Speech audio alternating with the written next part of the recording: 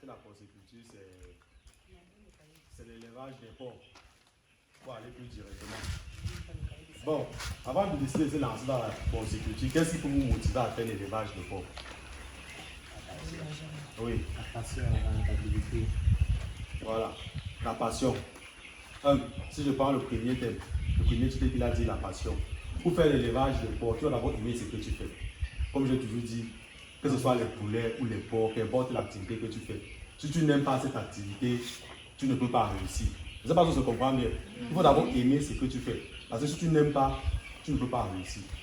Donc vous devez tomber amoureux de votre travail. Voilà. Il a parlé de la rentabilité. Donc on doit s'intéresser aussi à l'élevage de porcs parce que c'est une activité assez rentable. On se comprend? Une activité assez rentable. Parce que quand on fait une étude, on va se rendre compte que la viande du porc est parmi la viande la plus consommée au monde. On se comprend? La première viande la plus consommée, c'est quoi? Le bœuf. Il y a le bœuf. Après le bœuf, il y a le poulet. Vous voyez que le porc vient en troisième position. On se comprend? Vous voyez que le porc vient en troisième position. Parmi toutes les viandes, tous les animaux que vous voyez, vous constatez déjà que si une viande qui vient en troisième position, ça veut dire que c'est intéressant. Ça veut dire que vous pouvez prendre ça pour faire un bon business. Je ne sais pas si on se comprend, mais ne va pas loin. Le volume ne sera pas bon. Voilà. On peut encore s'intéresser à l'élevage de porc. Pourquoi? Le marché présent. Voilà. On peut encore s'intéresser à l'élevage de porc à cause de la demande. On se comprend. Quand il parle du marché, quand on parle du marché, ça veut dire qu'on voit plus la demande.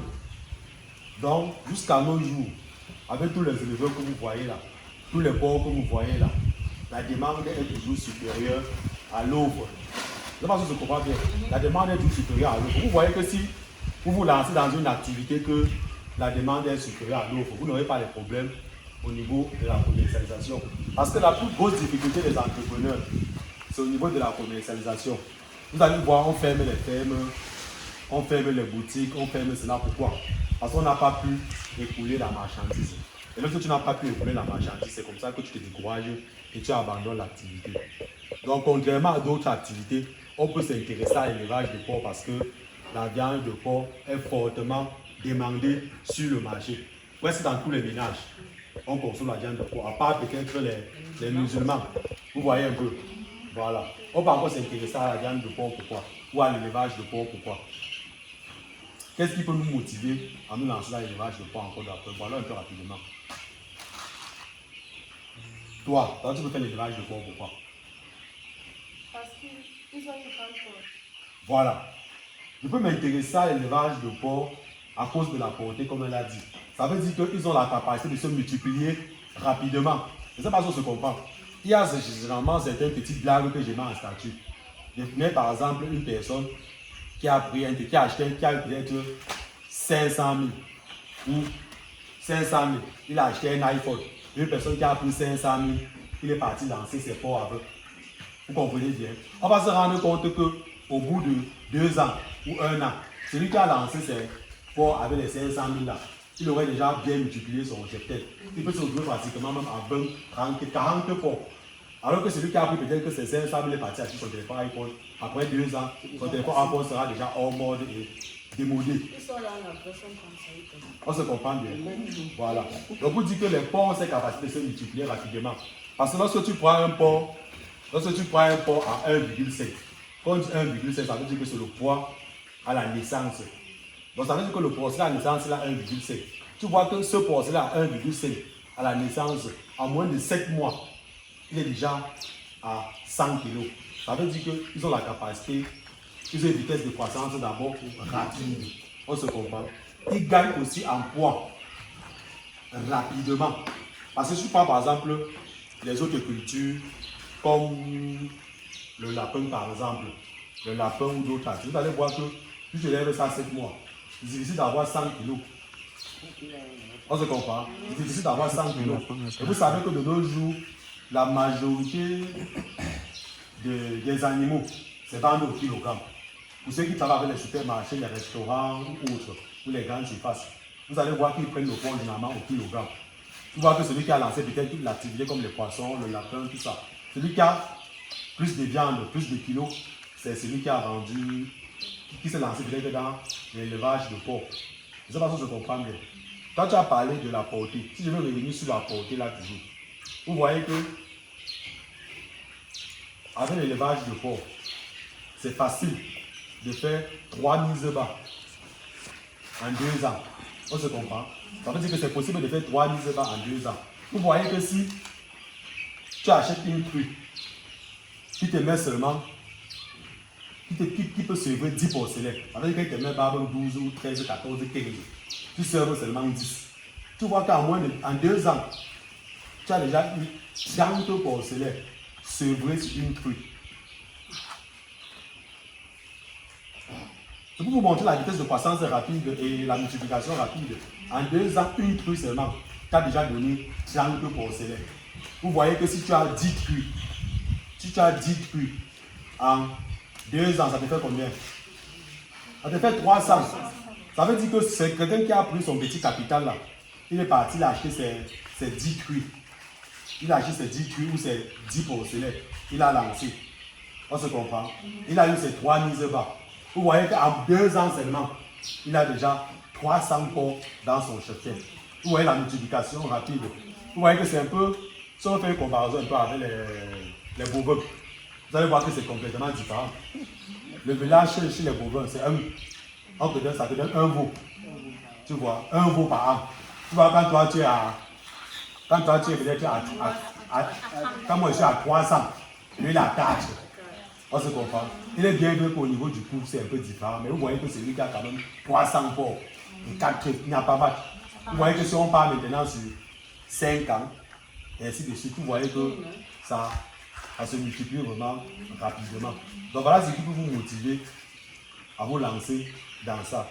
Et l'un des avantages aussi, c'est que pour débuter l'élevage de porc, ça ne demande pas un très grand capital. On se comprend bien.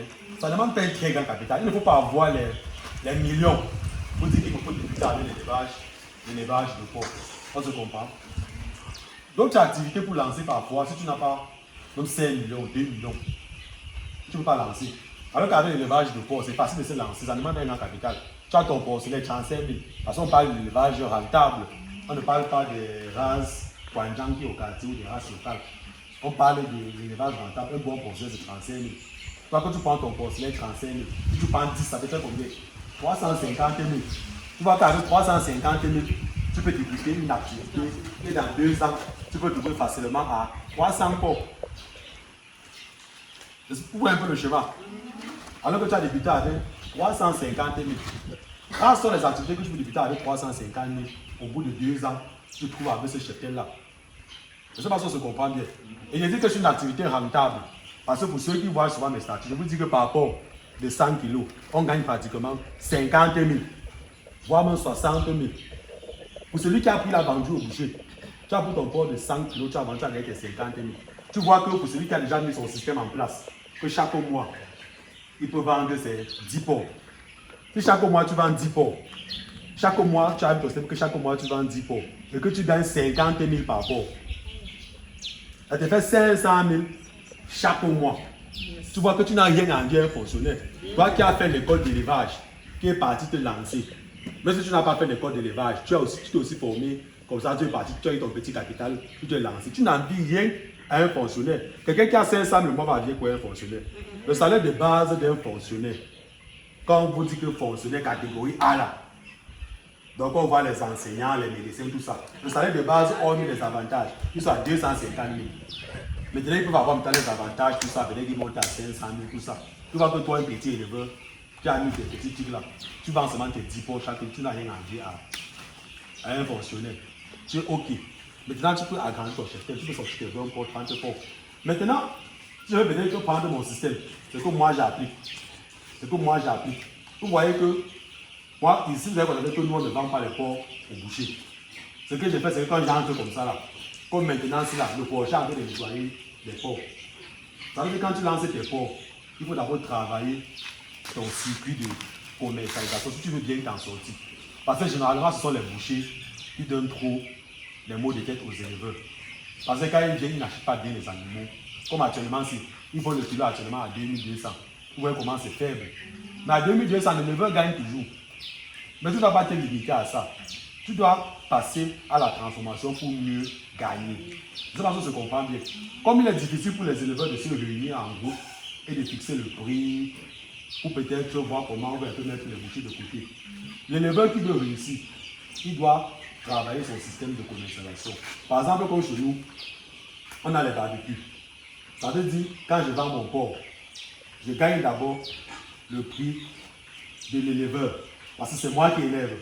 Je prends d'abord le prix de l'éleveur, je mets dans ma poche. Je gagne le prix du boucher. Parce que c'est moi qui abat. C'est moi qui nettoie. C'est moi qui découpe. Je gagne le prix du boucher. Dans le bénéfice du boucher, là, je gagne.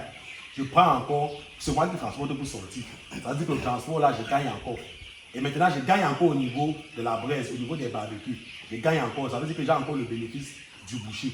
Voilà comment il faut faire pour pouvoir s'en sortir facilement. Donc, celui qui ne pense pas à ça, au circuit transformation, il aura beaucoup de difficultés dans sa production. Et avec mon système que tu as réfléchi, tu as peut-être ouvert des barbecues un peu partout. Tu t'en sors facilement. Parce que quand tu arrives à la ferme comme ça, si peut-être que j'arrive à la ferme, je vois qu'un porc me regarde un peu mal. Je vois que quand j'entre comme ça là, il me guette un peu avec les mauvais yeux. Qu'est-ce que je fais? Je tire le porc là, tu sais. Tu n'as pas de problème parce que le même soir là, c'est fini sur les brochettes. Le même soir, le porc est fini. Alors que parfois, il peut te donner la maladie du soir. C'est pour ça que là-bas, il n'y a pas de quarantaine. Parce que quand un porc fait un peu un stick là, j'abats ses mains. Je ne sais pas si je comprends. Donc, si vous voulez réussir dans ça, c'est ça que vous allez faire. Il faut penser au volet transformation. Donc, pour réussir dans l'élevage de porc, il faut penser au volet transformation. Qu'est-ce qui peut encore nous motiver à se lancer dans l'élevage de porc d'après vous? La commercialisation du produit. Oui, la commercialisation du fumier, oui. Parce que les porcs aussi, ils produisent vraiment le fumier, on se comprend. Ils produisent beaucoup. Quand vous partez là-bas, chaque soir, on nettoie les loges. Quand on nettoie les loges, vous voyez les quantités de fumier qui sont, vous voyez que c'est les lisiers, on appelle ça les lisiers de porc. Vous voyez comment c'est aussi bien intéressant. Ça veut dire qu'on peut sécher ça et on l'utilise pour l'agriculture. On se comprend. Ça limite un peu l'utilisation des engrais. Ça limite aussi un peu l'utilisation des engrais et autres. C'est toujours un avantage qui peut nous pousser à se lancer dans l'élevage de porc. Donc c'est toujours un avantage de l'élevage de porc là-bas. Maintenant, si je vais encore développer ce système-là, les lisiers de porc, on peut utiliser ça pour faire le biogaz. On se comprend. On peut faire le biogaz. Ça veut dire que on vient comme ça, on canalise tous les déchets là. On envoie ça dans un circuit, on envoie ça dans une fosse. Les batteries développent ça. On utilise le biogaz là. Ça veut dire que c'est avec ça que l'on prépare. C'est avec ça qu'on chauffe les porcelains. Parce que ça donne aussi de l'électricité. C'est ça que se comprend bien. Ça veut dire qu'au niveau de la porcherie là-bas, au niveau de la loge de reproduction, on met les petits plats chauffantes là. Voilà, on met les petits plats chauffantes là. Ça envoie le gaz. Avec le gaz que ça envoie, ça permet de chauffer les porcelains. Maintenant, maintenant ici, dans les logements, vous préparez aussi avec le biogaz. Donc c'est aussi un avantage de l'élevage de porc là-bas. On peut aussi s'intéresser à l'élevage de porc parce que c'est considéré comme une banque. On se comprend. Donc généralement on appelle ça la vraie banque. Parce qu'en réalité, ça stocke notre argent. Pour ceux qui ont un peu fait les petites zones comme l'ouest comme ça, là, vous allez voir qu'à l'ouest, généralement, la majorité des parents, presque dans toutes les familles là-bas, lorsqu'on construit la maison, on laisse toujours un petit espace derrière pour faire la porcherie. Et comme la rentrée est déjà proche, vous voyez que chaque parent à l'aise là, il a ses porcs qu'il a engraissés derrière. Il sait que la rentrée pour lui est quelque chose de facile. Pourquoi? Parce que quand septembre sonne, pam, il entre, il porte tous les porcs qui sont derrière là, il vend. Quand il vend maintenant comme ça, il prend maintenant ça pour payer la pension de ses enfants. D'autres personnes prennent même par exemple, ils préparent le mariage. Ils lancent le porc là, ils savent que non, le porc ça c'est pour la dot, où ça va permettre d'accueillir les gens. Donc vous voyez comment ça constitue un peu une banque. Donc ça stocke aussi l'argent. Voilà. Donc c'est un peu ça qui peut nous motiver à nous lancer dans l'élevage de porc.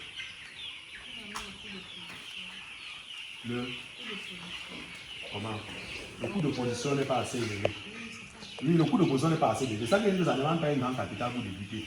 Et même durant la production, on va dire que le coût de production n'est pas assez élevé. Même si c'est élevé, tu dois te battre à réduire ton coût de production en formulant par exemple toi-même ton aliment.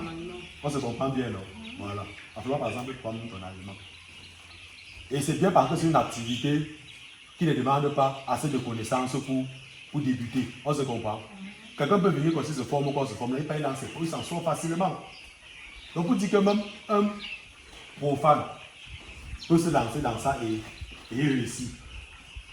Alors qu'il y a d'autres activités que pour faire dans ça, si tu n'as pas fréquenté, tu n'as pas master 2 ou master 10, tu ne peux pas faire. C'est parce que se comprend bien. Il y a des activités, il y a certaines activités que tu n'as pas master 10, tu ne peux pas faire. Alors qu'avec l'élevage de porc, tu n'as pas besoin de ça. Ton master 10, là, c'est sur les porcs. Je ne sais pas si je comprends bien. Voilà. Donc c'est pour ça qu'on doit s'intéresser à cette activité.